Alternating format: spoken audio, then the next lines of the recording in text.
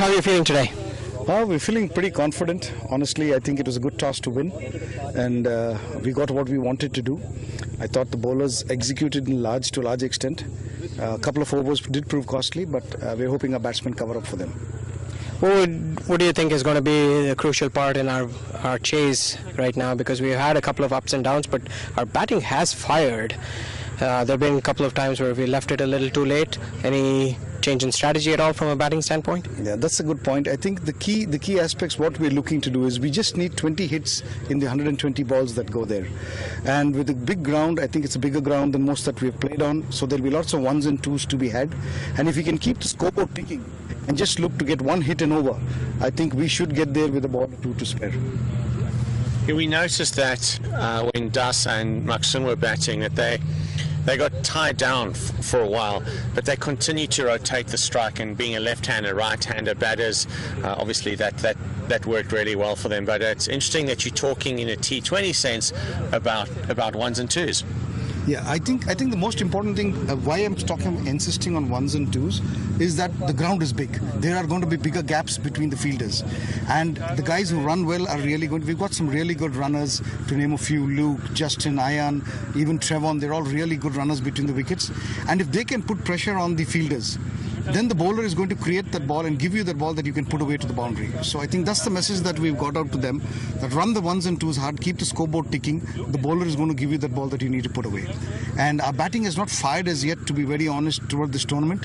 We've really got some good batsmen. We're hoping to come good today. Today would be a great day for it, and as Justin Dill, the captain, said, there's not much to lose today, so this might be the opportunity to relax a little bit more. Yeah, I think that's the message that we've got out to the players. They are going to be the ones who are doing the chasing.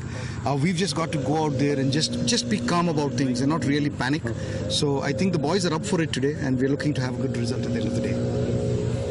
It's nice to see how the team has come about since last year. Can you talk us through and walk us through the evolution of the team since last year, and what was the think tank thinking about this year when you're trying to build a team, and are you happy with the outcome so far? Right.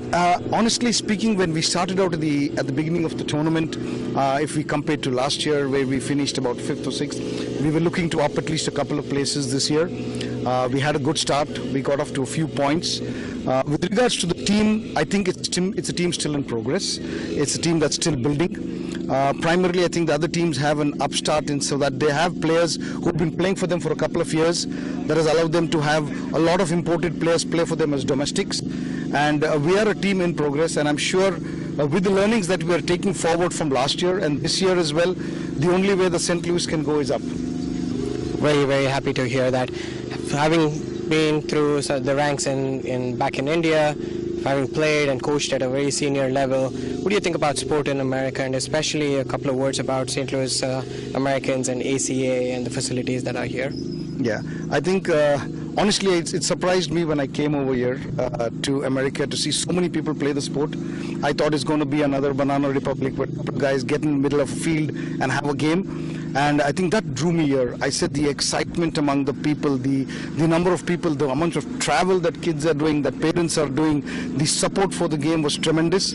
And that made me quit a job being a head coach of a first-class team back in India, to quit there, to come up. And most importantly, I think the people of St. Louis is what dragged me here, even though I did get some offers from somewhere. I think I'm a St. Louis American for life. That's the way I look at it. You know, Coach Sidi, we are so grateful to have you here.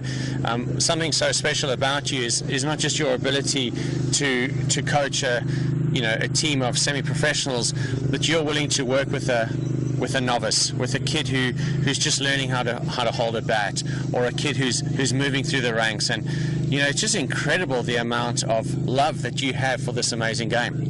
Honestly, I think very few people are blessed with the privilege where they're able to have an impact on a boy or a girl's life at a young age. And I really thank the parents who send their kids to play and giving me the privilege to be a part of their life. And that's what inspires me every day, honestly. Well, that is just fantastic, and we're grateful to have you. I do want to say something, though. You were wrong.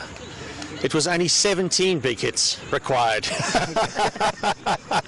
But we were just when we were commentating, we were just admiring how you read the game so well, and maybe you can see the future. So if you if you have that ability, please go and buy some lottery tickets tonight. We'd really appreciate that. But in all seriousness, wow, great running between wickets, as you said there would be.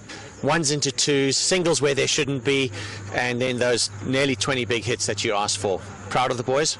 Yeah, absolutely. I think the boys had the perfect game today. They delivered what the coach asked for. So coach is blushing, beaming, and everything today. But credit to the Michigan Stars. They really played well. They got, I think, which I thought was 15 runs or par above the score here. I thought a 160 is a par score here. They batted, so we had to get a little bit of luck. I think a couple of things did went our way. And but hats off to the boys. I think they really believed that we could chase the target down, and they executed to a plan which is an ICT, which is absolutely, I think, the way that we want to go forward. And the more we are able to execute what we are capable of, I think we should have results going our way more often than not.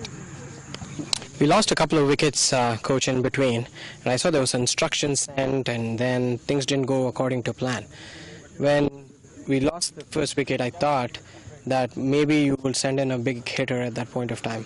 What was the thought process of sticking with Nikhil Kanchan and then also following him up with Ayan Khan? So what was the instructions that was sent there in the strategy? I think most importantly what causes a bowler a little bit of difficulty is that when he's bowling to righties and lefties. So the moment we lost Luke, we wanted to keep the lefty combination with Trevon. And so that was the intent of sending Nikhil. Nikhil, even though he's not had the greatest of season so far, the last two games he's been middling the ball better than he has been doing so far. And we had that confidence that once he gets going, he could really get us, he could really hurt the opposition. And he proved it today. He did really well. He was disappointed in himself that he did not finish the game. He would love to be there at the end. That's what he is. He's a finisher. I think the most important thing why we did not really send big hitters is we had a sort of a confidence in our side that wickets in hand, good running, big outfields, we should be able to get over. And I think I would have been happy, really happy chap. We were finished in the 19, but Justin said let's get these guys a little more tension towards the end. And hats off to the skipper. He really played like a pro, got the singles when we wanted and got the big hit going. So to sum it up, I think honestly it was a very, very good game for us. I think a lot of belief the boys will take from that, and all credit to them totally. A word for Raj Patel. That was a change that you made. You brought him in, and we learned that he is playing against his former team here. So a word about how he performed. It looked like he gave that 10% and 20% extra with the ball, and then finished the innings towards the end. Yeah, we've always had trust in Raj Patel. He in fact the first 6 games he played 5 of them. We've been more sort of a horses for courses sort of a guys. We tried out a couple of experiments where we wanted to bring in spinners on turf wickets where we thought there would be more spin.